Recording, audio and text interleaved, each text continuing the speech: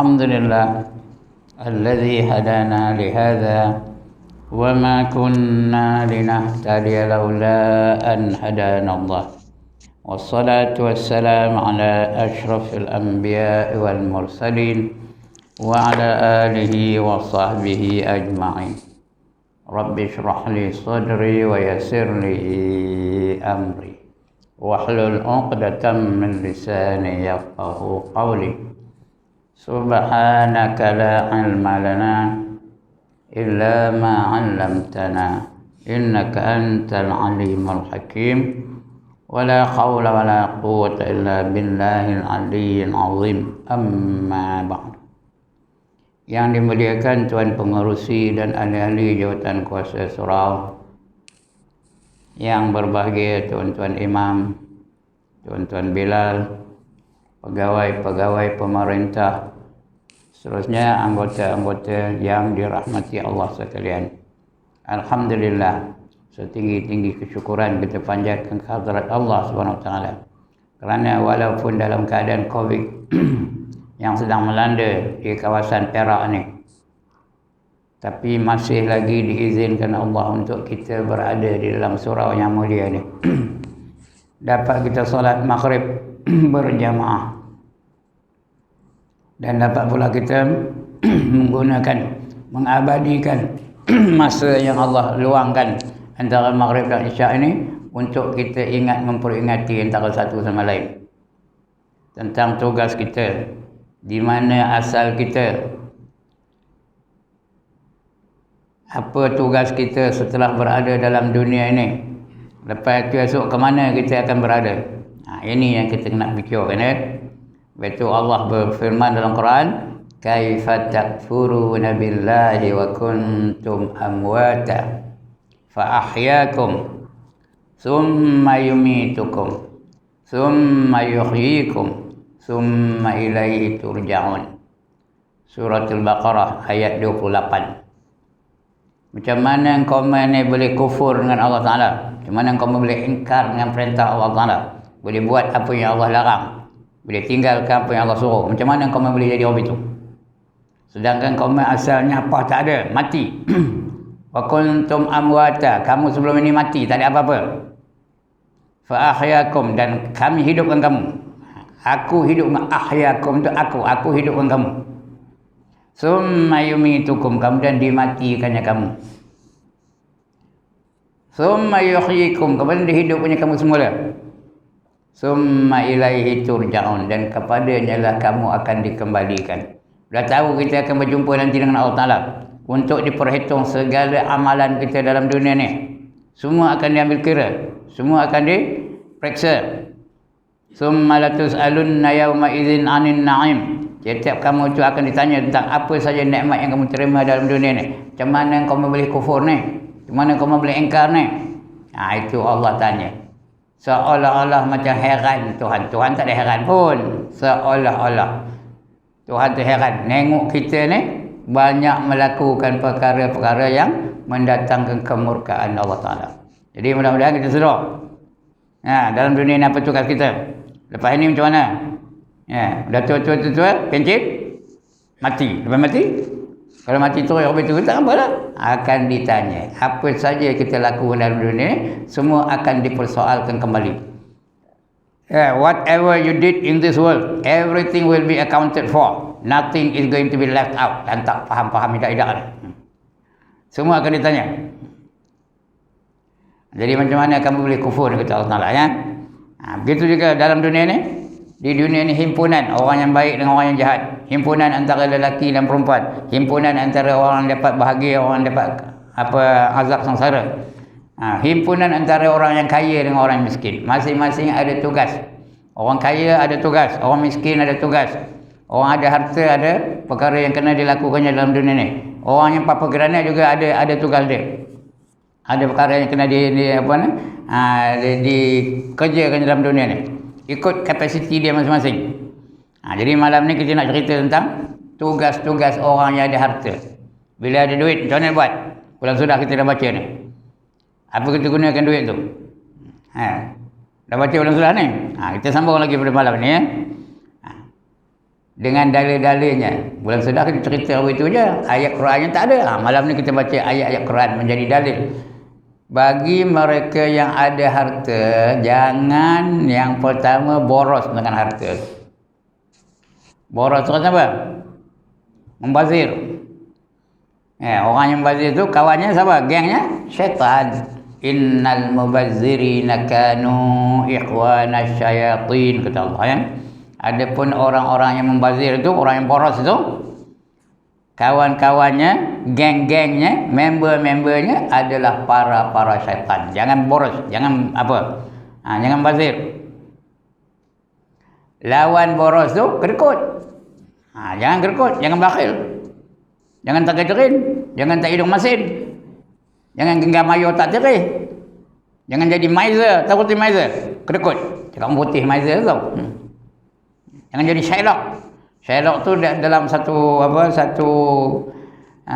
karakter dalam buku yang ditulis oleh Shakespeare. Lampak siapa tahu idak-idak lah. Shakespeare tu penulis yang terkenal. Di antaranya dia mengarang kitab mengarang cerita namanya The Merchant of Venice. Ada satu karakter dalam Merchant of Venice tu namanya Shylock. Shylock tu kedekut benar-benar. Jangan jadi orang itu. Kerana orang bakhil tu Nabi pun tak suka. Apa kata Nabi? Al-bakhilu ba'idum minallah, ba'idum minan nas, ba'idum minal jannah, wa qaribum minan nar. Orang yang bakhil itu, kata Nabi, jauh daripada Allah. Bukan jauh jarak, jauh dari rahmat Allah. Allah tak bagi rahmat pada dia. Tu kalau dia bakhil, kedekut, tak gajarin, tak hidung masin. Kata orang gajah apa? Cikek. Orang gajah, ada orang gajah ni? Tak ada lah. Dia tak kerti apa cikek. Sebab betul-betul, cikek. Jangan cika, tak betul. Dengan cika lagi tak betul. Dengan ciki tak betul. Ciku lagi tak betul. Nak cikek. Imalah ni nak betul. Tahu nak imalah? Tak tahu kalau imalah. Tak tahu imalah tanya. Ya, pelajar tahfiz. Dia tahu apa benda imalah. Baca yang sengit. Wadduha wal-laili idza saja, itu namanya imalah. Wal-laili idza saja, cike. Cuba tak bunyi? Macam tu lah ya. Itu namanya imalah. Kena sebut betul-betul, cike. Ya, jangan gerkot. Jadi dua-dua tu. Jadi orang yang bakhil itu, kata Nabi, jauh dari rahmat Allah. Jauh dari manusia. Manusia pun tak suka kawan orang-orang yang gerkot. Jauh dari syurga dan dekat dengan neraka. Itu orang bakhil, dekat dengan neraka. Tapi kalau dia pemurah ni bukan boros lah, dia pemurah je. As-sakhiyu qaribun minallah, qaribun minan nas, qaribun minal jannah, wa ba'idun minan nar. Orang yang pemurah, bukan boros ya, pemurah. Kalau ada harta dia dikorban di jalan Allah, itu orang pemurah. Sentiasa infak dia. Apa saja orang minta bantuan, dibantunya. Itu orang pemurah. Dekat dengan Allah. Dekat ini pun bukan dekat jarak je. Dekat dengan rahmat Allah. Dekat dengan manusia. Manusia pun suka mendekati orang yang pemurah ni. Asyik belanja aja. Seronok tak? Nak tak berkawan dengan orang itu? Siapa tak nak angkat tangan? Asyik dia aja belanja. Dia pemurah mana? Kita tak ada bayar, dia bayar dah. Jadi dekat dengan manusia. Dekat dengan syurga. Dekat dengan syurga. Senang dia nak masuk syurga ya. Dan jauh daripada api neraka. Itu ada harta ya. Jangan jadi boros, jangan pula jadi kedekut. Jadi kalau ada harta nak dilaburkan di jalan Allah. Ada lebih lagi infak di jalan Allah. Kerana orang infak jalan Allah tu seperti seorang menanam sebiji benih yang tumbuh darinya 7 tangkai. Benih itu mengeluarkan 7 tangkai tau. Tiap-tiap satu tangkai itu ada 700 biji benih. Ini Allah gambar dalam Quran ya. Masalul ladzina yunfiquna amwalahum fi sabilillah kamasali habbatin ambatat sab'a sanabila fi kulli sumbulatin mi'atu habbah wallahu yudha'ifu liman yasha' wallahu wasi'un alim, kata Allah. Surah Al-Baqarah ayat 100 berapa ke? 265 ke 165 ke tu. Saya tak ingat. Ha? Ya, basalul ladzina yunfiquna amwalakum, bandingan mereka yang menafkahkan harta mereka di jalan Allah adalah seperti seorang menanam sebiji benih. Tanam sebiji je, sebiji rambutan. Keluar daripada sebiji rambutan tu 7 tangkai. Pada tiap-tiap tangkai ada 100 biji benih. Artinya semua ada berapa? 100 kali 7 berapa? Tidak ngaji matematik lain. Ini ngajar ni cikgu matematik tau. Ya. 7 kali 100, 700 biji benih. Jadi maknanya siapa keluarkan RM1 malam ni untuk jalan Allah, derma kepada surau, derma kepada pertubuhan-pertubuhan Islam, derma kepada orang-orang yang memerlukannya, itu jalan Allah tu. Seperti dia Allah akan balas balik paling koman, paling kudi, paling sikit RM700. Kali 700 itu paling sikit. Ya, hujungnya kata Allah, apa kata Allah? Wallahu wasi'un alim. Dan Allah itu perbendaharaannya amat luas. Bukan setakat 700 saja Allah mampu, berapa pun Allah mampu ya. Dan Allah itu perbendaharaannya amat luas. Tak terhad, dan Allah Maha mengetahui. Allah tahu. Jadi mani kalau ada wang tu, yang pertama laburkan. Biar dia berkembang. Bila kita labur itu banyak kemajuan boleh dapat. Yang kedua, infak kerana jalan Allah. Jangan terlalu boros, jangan terlalu bakhil. Apa dalilnya? Ini ayat Quran yang kita nak baca malam ni. Ini kita dah baca bulan surah ni. Dah kita bicara bulan surah. Ya, dalilnya ayat-ayat Quran. Tengok. Ayat-ayat Al-Quran Al-Karim, Al-Quranul Karim dan hadis Nabi memang membenci kemewahan yang berlebihan. Jangan mewah-mewah lebih-lebih. Duit banyak tak tahu apa nak buat. Beli kapal terbang remote control. Pergi padang polo tu. Untuk main. Dari bawah je. Kapal terbang di sana mari. Sekarang ada drone dan sebagainya. Tahu drone? Kapal terbang remote ya. Dia boleh kontrol dari bawah. Sekarang ni kapal terbang betul pun ada namanya drone tau. Kapal terbang betul tu. Dia boleh merentasi negara. Dalam tu ada bom. Bila dah sampai pada tempat tu, dia jatuhkan bom tu. Kalau ditembak kapal terbang dia jatuh, orang tak ada. Itu drone ya. Ini bom itu juga. Dia banyak benda duit. Beli kapal terbang, dia pun pergi padang polo di Ipoh. Tahu mana? Tahu mana padang polo? Tak pernah keluar ke mana? Belakang ni betul main tepi padang tu. Wow, kapal terbang tu. Ya. Itu membuang duit aja. Membazir. Boros. Ataupun apa? Ataupun dia belinya mentokar remote control. Ibu dia dah mentokar pakai remote control. Dia pun pasang dia. Round. Berek FRU ni. Ya. Round dia. Wow. Mentokar tu jalan. Orang pun tengok semua. Oh, bagus benda ni. Ya. Banyak duit ni. Dia pun megah.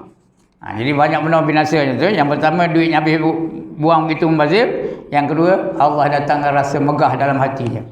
Allah rasa kena datang takabur dalam hati itu. Semua sifat-sifat yang membinasakan dia ya. Jadi jangan betul. Ada duit gunakan di jalan yang diredai oleh Allah Ta'ala. Nombor 1, belanja untuk isteri dan anak-anak. Itu nombor 1. Wazil qurba, untuk kerabat-kerabat. Ada lagi lebih, bagi kepada wal masakin, bagi kepada fakir miskin. Wazil qurba wal masakin, wal yatim wal masakin wal yatimah, kepada anak-anak yatim. Baru fakir miskin. Ya. Kemudian baru kepada pertubuhan-pertubuhan yang memperjuangkan Islam dan sebagainya. Kita baca dalilnya. Ada pun ayat-ayat Al-Quranul Karim dan hadis Nabi memang membenci kemewahan yang berlebih-lebihan kerana boleh membawa kepada kerosakan dan kehancuran kepada diri sendiri. Bila dia lebih-lebih itu belajar, dia rasa megah, dia rasa sombong, dia rasa ego, melemah-lemahkan orang lain, menghina-hina orang lain. Semua itu membinasakan diri dia sendiri lah. Dia tak ada sifat tawaduk, tak ada sifat rendah diri, tak ada. Sebaliknya, rasa bangga diri dia, rasa takabur. Yang boleh takabur hanya Allah saja, lain tak boleh. Sebab tu Allah tu namanya Al-Mutakabbir, yang takabur. Allah boleh, kerana Allah memiliki segala-galanya. Nah, ya. Tidak boleh dilarang. Allah siapa yang boleh melarang dia? Dia pun tak melarang diri dia sendiri, ya. Tetap Al-Mutakabbir. Yang lain jangan cuba-cuba rampas sifat Allah Taala. Nah, yang boleh takabur Allah saja. Di dalam Al-Quran Allah sebut wallahu wasi'un alim. Allah itu maha luas perbendahaannya dan Allah maha mengetahui. Wallahu sami'un basir. Allah itu maha mendengar lagi maha melihat. Wallahu ala kulli syai'in qadir, dan Allah di atas sesuatu itu berkuasa. Allah boleh takabur. Kita tak boleh. Haji Ibrahim tak boleh takabur, tahu? Yang kata akulah ustaz yang paling terror di Ipoh ni, yang aku, ya. Kita kena ada rasa rendah diri. Memang patut pun begitu. Kita tak ada layak nak takabur. Apa nak ditakabur kan? Apa nak dibanggakan? Apa ada yang pada kita ni, apa saja yang ada pada kita ni, siapa baginya? Allah Ta'ala. Kekuatan kita Allah bagi, kekayaan kita Allah bagi, kecerdikan kita Allah bagi, ilmu kita Allah bagi. Apa yang ada pada kita? What have you got? Tak ketika putih ke mana? What have you got? Nothing. Tahu kata nothing? Tak ada apa. Semua yang apa saja yang ada pada kita tu anugerah dari Allah Subhanahu Wa Taala. Jadi tak layak kita nak takabur. Tak layak kita nak rasa ego. Tak layak kita nak rasa sombong. Sebab itu kita kena merendah diri kepada Allah Subhanahu Wa Taala. Kalau tidak, merosak ke diri sendiri. Kehancuran kepada diri sendiri. Dan masyarakatnya, bukan saja diri dia hancur, masyarakat menghancur juga. Dan masyarakatnya, orang yang terlalu mewah mendorong untuk melakukan maksiat. Kalau dah banyak duit, ya, berlebih-lebihan, macam-macam maksiat boleh buatnya. Dia boleh minum arak, boleh berjoget, boleh dancing, boleh karaoke, macam-macam. Mengajak orang maksiat, orang ikut dia banyak duit. Ya. Jadi macam-macam maksiat boleh lakukannya. Mendorong untuk melakukan maksiat. Dan melemahkan moral. Bila dah melakukan maksiat tu, moral lemah lah. Tak adalah pribadi yang baik. Moral dah tak ada moral. Buat apa pun tak apa. Berzina tak apa. Minum arak tak apa. Mabuk-mabuk tak apa. Itu dah apa? Dah jatuh moral, tak ada moral. Tak ada pertahanan dirinya. Tunduk dengan hawa nafsu dan tunduk dengan syaitan. Memang hawa nafsu dan syaitan sentiasa mengajak kepada kesesatan. Dan atau semangat perjuangan dalam hidup. Tak ada perjuangan dalam hidup ni. Dia hidup kira nak makan je. Apa dapat pun tak kira. Janji dapat. Rasuah pun boleh. Janji dapat. Curi pun boleh. Rompak pun boleh. Samun pun boleh. Tipu pun boleh.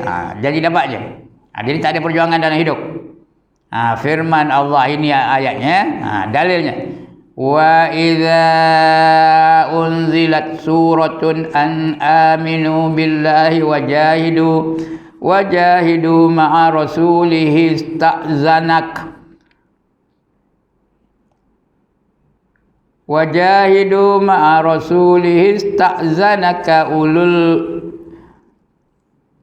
ma'a rasulihi ista'zanaka ulut tawli minhum وقالوا زرنا نكن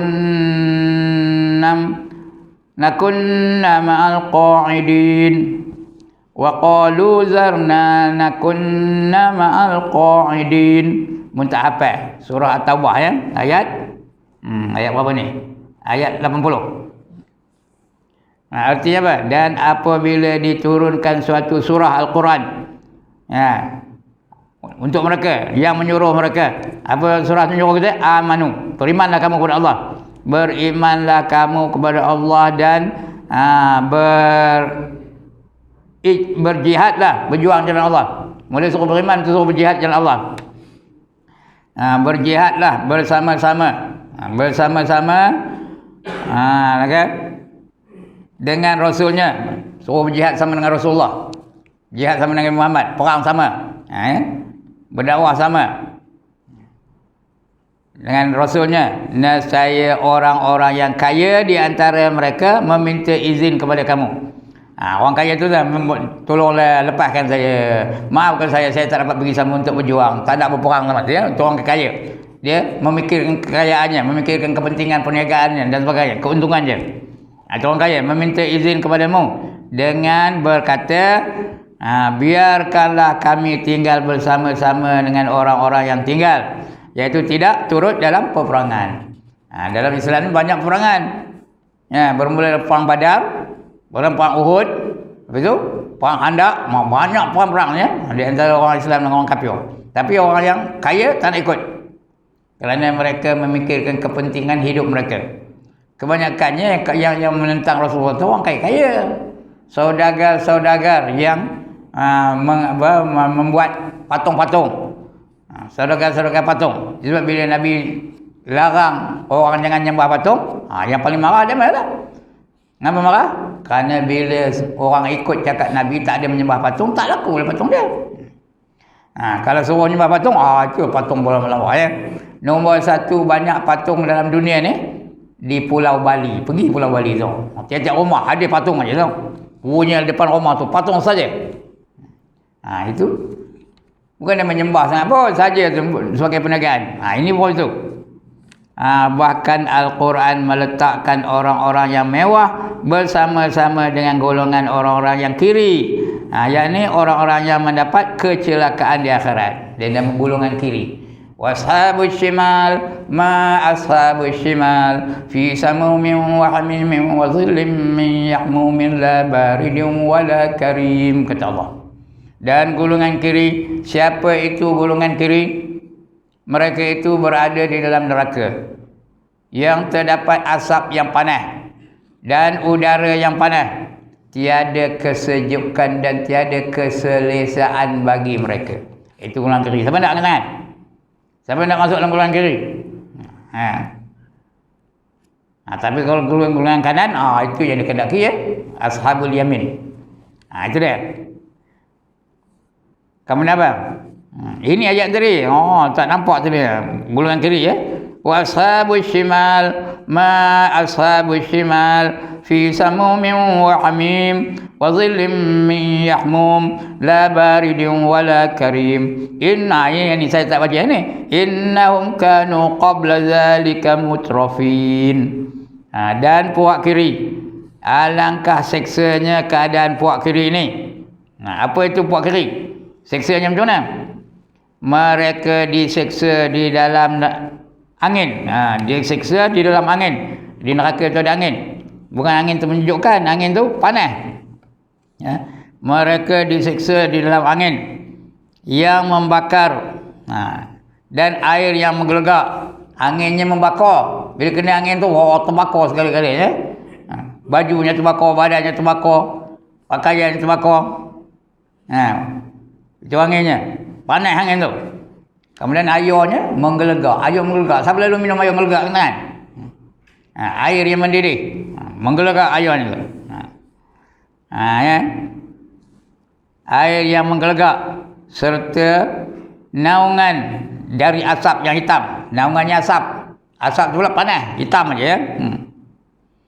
Yang tidak sejuk dan tidak pula memberi kesenangan. Sesungguhnya mereka sebelum itu dilalaikan oleh kemewahan dunia. Kerana dia mewah dalam dunia dulu, langsung tak sempat nak sembahyang, langsung tak sempat nak berjuang, langsung tak sempat berdakwah, langsung tak sempat nak baca Quran, langsung tak sempat nak berselawat. Yang sempatnya apa? Nari. Yang sempatnya apa? Nyanyi. Yang sempatnya apa? Joget Hindustan, K-pop. Itu yang sempatnya. Yang lain tak sempat. Nak zikir tak sempat, tasbih tak sempat, tahmid tak sempat, tahlil tak sempat. Itu dah. Jadi mereka ni akan dimasuk dalam neraka. Neraka tu diseksa dulu. Kemudian angin yang tiup tu panas. Membakar segala yang dilalui oleh angin tu. Kemudian dilindungi oleh asap. Asapnya hitam aja. Ya. Begitulah keadaan orang yang golongan kiri tadi ya. Mereka sebelum ini dilalaikan oleh kemewahan dunia dan mengingati hukum Tuhan. Jadi dilalaikan, tak ada ingat hukum Tuhan ya. Kerana dunia ni melalaikan. Itu sebab dunia ni menipu daya. Wa mal hayatud dunya illa mata'ul ghurur, kata Allah dalam Quran ya. Dan tidak ada kehidupan dalam dunia ni melainkan mata benda yang menipu daya. Ni tadi yang kita baca suratul Waqiah ya, ayat 41 hingga 45. kebinasaan itu, ni contohnya, kebinasaan itu bukan saja akan mengenai orang-orang yang terlalu mewah. Bukan saja kena kepada orang yang kaya-kaya raya. Bukan kena kepada jutawan-jutawan aja. Bukan orang terlalu mewah. Bahkan akan menimpa masyarakat yang membenarkan wujudnya golongan-golongan yang terlalu mewah itu. Bukan saja kena kepada dia, masyarakat pun sama kena. Membantu mereka, menghormati mereka, memuliakan mereka, menolong mereka untuk mendapat kemewahan, ikut sistem mereka. Jadi mereka itu kaya raya. Apa saja dikeluar oleh mereka, dia disamanya, dibantu. Apa saja keluaran mereka disokong. Tak nak menyokong fakir miskin. Tak nak menyokong orang Islam punya orang Islam punya perusahaan. Itu dia. Itu masyarakat sama-sama dapat ya. Kerana masyarakat itu membenarkan wujudnya golongan yang terlalu mewah itu. Jadi masyarakat pun yang kena. Bukan orang itu aja kena, dia itu dah tentulah akan diseksa di akhirat. Tapi masyarakat yang membantu dia pun sama. Collaborator. Tahu apa collaborator? Orang yang bekerjasama dengan mereka. Itu namanya collaborator. Maksudnya, kemudian tengok apa kata Allah. Fa idza aradna an nuhlika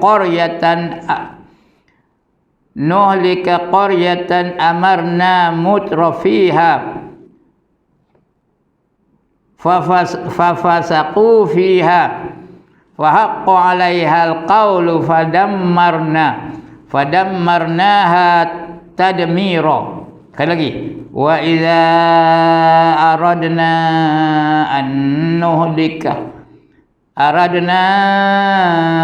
nuhlika qaryatan amarna mutrafiha fafasaqu fiha fahaqqa 'alaiha al-qawlu fadammarnaha tadmira. Surah apa tadi? Nanti kita tengok. Surah Al-Isra ayat 16. Artinya apa? Dan apabila sampai tempoh kami hendak membinasakan penduduk sebuah negeri. Kalau Allah nak hancurkan negeri itu mudah aja. Tengok kaum Ad, habis hancur negerinya. Kaum Samud, habis hancur negerinya. Kaum Nuh juga habis tenggelam, didatangkan banjir. Mudah aja bagi Tuhan. Bagi Allah mentadbir alam ni mudah saja, tak ada susah. Wala ya'uduhu hifdhuhuma wa huwal aliyyul azim, kata Allah. Dan bagi Allah tidak ada masalah untuk mentadbir langit dan bumi. Apa saja boleh dilakukan Allah ya. Senang aja. Nak rosakkan pun senang, nak membangunkan pun senang ya. Itu dia. Bagi Allah tak ada masalah. Kerana Allah tu Maha berkuasa ya. Wala ya'uduhu hifdhuhuma wa huwal aliyyul azim. Sedangkan dia itu amat tinggi darjatnya dan dia juga amat azim. Azim tu amat agung. Tak ada yang menandingi keagungan Allah. Tak ada yang menandingi kekuasaan Allah Ta'ala. Ini begitu juga. Apabila sampai tempoh kami hendak membinasakan penduduk sesebuah negeri, kami perintahkan terlebih dahulu orang-orang yang melampau-lampau. Orang yang melampau-lampau tu. Melampau malahnya, melampau degirnya, melampau dengkinya, melampau kejamnya. Itu melampau-lampau ya. Dengan kemewahan, dan dibagi kemewahan. Macam zaman Fir'aun ya. Kemewahan. Qarun paling mewah. Paling banyak harta, tapi derhaka kepada Allah SWT dan sebagainya ya. Dari kemewahan. Qarun tu tuan-tuan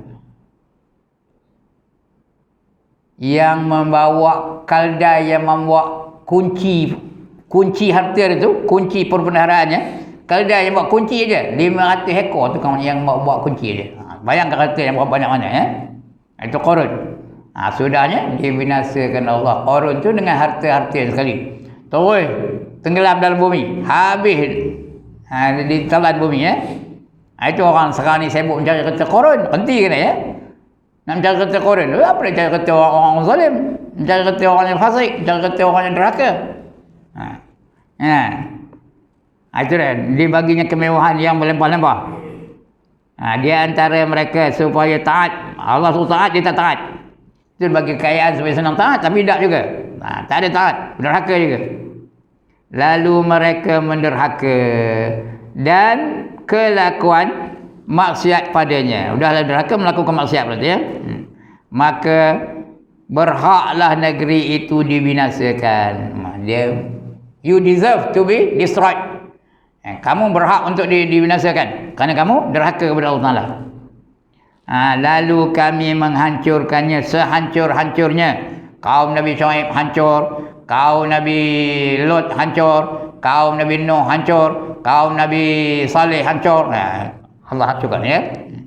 Berbagai-bagai cara Allah boleh hancurkan. Datangnya banjir besar, datangnya gempa bumi, datangnya angin kuat dan sebagainya. Macam-macam. Sekarang ni datangnya COVID-19. Ipoh ni dah zon apa? Ipoh ni zon apa sekarang ni? Zon kuning. Zon kuning. Artinya peringkat bahaya. Kampung masih hijau lagi. Itu Perak ni. Tempat lain, Selangor, Sabah, Sarawak dan sebagainya.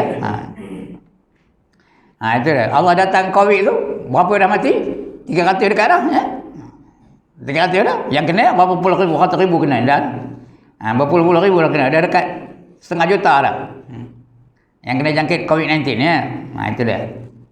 Walaupun ada perbahasannya. Ada yang mengatakan COVID-19 ni tak ada lain. Dia itu hanya selsema biasa saja. Ya ke tak? Siapa nak angkat tangan? Siapa kalau dia selsema biasa, siapa nak COVID-19? Angkat tangan.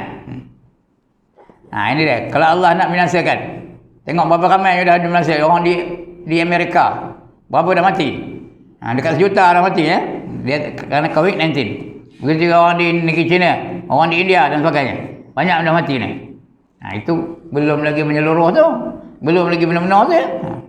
Baru acah-acah hari baru. Pun dia kita dah risau dah. Udah bergerak tak boleh. Saya datang dari kampung ni mesti ada permit keluar dari daerah. Kita tahan depo tak boleh datang kepo ya. Jadi ada permit. Saya ada permit ni tahu. Ini polis belakang depan saya ni kan. Ini ada permit ya. Ini permit ni tahu. Kebenaran dari polis kampung. Kalau tidak tangkap dia polis lagi teruk saya. Susah ke senang? Susah nak keluar daerah pun susah. Nak pergi antara negeri susah. Saya 2 bulan sudah pergi Kuala Lumpur. Kena minta kebenaran dari balai polis juga kerana nak merentasi negeri. Saya pergi ke IJN. Tahu IJN? Institut Jantung Negara. Kerana apa? Kerana nak merasa doktor situ. No? Bukan saya periksa doktor, saya nak merasa doktor tu. Satu hari kena ada kebenaran. Maksud hendak atau maksud hendak ataupun iradat Allah membinasakan di sini bukan sebagai paksaan. Bukan pada Allah terpaksa dak. Tetapi menurut undang-undang, menurut undang-undang alam, iaitu bukan sebagai paksaan tapi menurut undang-undang alam, iaitu kaitan di antara sebab dan akibat. Ada kaitan antara sebab dan akibat. Sebab kamu derhaka, layaklah kamu dibinasakan oleh Allah Taala ya. Ada sebab tu. Dan juga antara sebab dan akibat. Akibatnya kamu dibinasakan oleh Allah Taala. Kerana wujudnya golongan yang terlalu mewah di dalam masyarakat atau negeri atau pihak masyarakat membenarkan mereka menjadi orang yang mewah ya, atau pihak masyarakat pula membenarkan keadaan ini, menyokong mereka, membantu mereka untuk menjadi mereka paling mewah ya, jadi orang yang mewah. Selalu menyalahgunakan harta-harta yang Allah bagi. Sebenarnya harta itu Allah yang bagi. Itu mereka mewah tu bukan harta dia. Berzakat tak ada, bersedekah tak ada, infak tak ada, kerana dah mewah sangat. Sedangkan Allah yang bagi dia kemewahan ya. Itulah Allah hancurkan mereka. Allah binasakan mereka. Masyarakat atau negeri dan pihak masyarakat pula membenarkan keadaan ini yang tidak seimbang. Yang kaya benar, yang miskin benar. Yang miskin nak makan pun tak boleh. Yang kaya tu macam-macam makanan boleh ya. Seterusnya mereka tidak mengubahkan keadaan tersebut. Tak berubah. Orang kaya tak berubah. Masih kerekut, masih menindas, masih bertambah kaya, masih menindas orang miskin dan sebagainya. Orang miskin pula hasad dengki, marah saja, nak membinasakan orang kaya. Itulah masyarakat jadi huru-hara ya. Disebabkan tidak ingatkan Allah, tak ikut perintah Allah ya. Membenarkan keadaan ini. Jadi kalau kita benarkan dengan betul, akan dibinasakan oleh Allah Ta'ala ya. Yang tidak seimbang, seterusnya mereka tidak mengubahkan keadaan tersebut hingga golongan yang mewah melakukan tindakan dengan sewenang-wenangnya. Semua itu adalah sebab. Itu sebabnya yang pasti akan membawa kepada keruntuhan. Kalau macam itu berlaku, tunggulah keruntuhan. Allah akan datangkan kemusnahan. Allah akan datangkan keruntuhan. Allah akan datangkan kebinasaan. Alright. Prinsip Allah terhadap milik harta. Itu akan datang kita baca insya-Allah ya. Prinsip Allah terhadap milik harta. Kalau kita ada harta, apa nak buat? Itu akan datang kita baca bulan depan ya. Kalau tak padam. Kalau padam, tak ada lah. Kalau tak ada, carilah ustaz lain lah. Kitab ini dah 2 orang ajar tau. Mula tu Ustaz Sulaiman. Ustaz Sulaiman dah tak datang sini, saya pula ambil alihnya. Tak habis lagi. Ini baru muka surat berapa ni? Baru muka surat 483. Banyak lagi, ada 600, 700 ke 600 ke? 600 lebih lagi. 200 lebih lagi nak dibicara. Dan kita entahlah, wallahu alam ya. Ini Tok Guru ni dah 78 umur ni tau. Boleh tahan berapa lama lagi? Boleh tahan 100 tahun lagi? Agak-agak tentuan dah boleh tahan berapa lama? Jangan-jangan balik ke Rasul Nur Habu. Apa Ustaz Ibrahim dah padam katanya. Okey, sekian dulu. Ada soalan?